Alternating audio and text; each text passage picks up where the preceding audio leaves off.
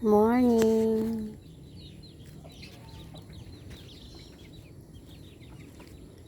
Habang nagtatambay dito, magtanim ng gulay. Pag may trabaho na, di na magtatanim ng gulay. Libangan.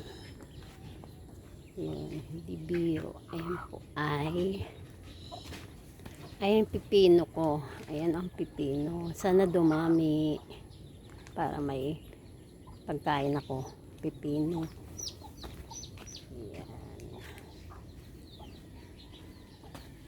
Guys. Hey! Hey! Hey! Hey! Hey! Ayan, everyone. Ay, alugbati. I-steam ko lang yan. Tapos, ayan, spinach. Saluyot, alugbati, malunggay. I-steam ko lang kasi yun lang ang pagkain ng mga gaston. Ito naman, lagyan ko ng init na tubig. Tapos, inumin ko.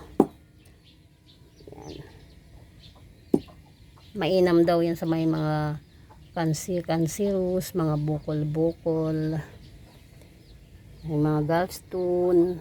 Yan, tuwing umaga inumin mo yan. Di ka pa kumakain. Lalagyan mo siya ng mainit na tubig.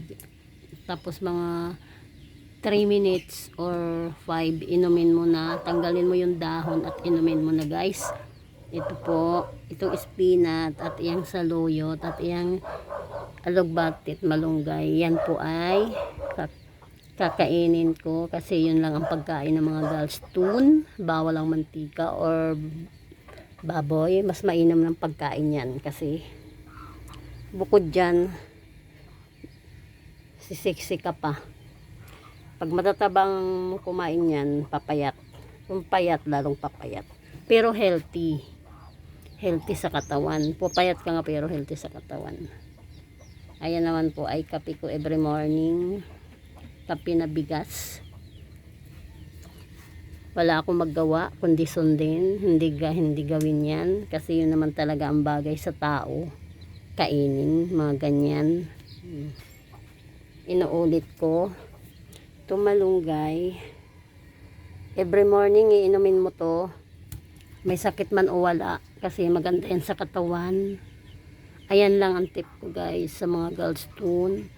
Pag ikaw may gallstone, hindi ka pwede kumain ng mantikain, maalat, or kahit matamis.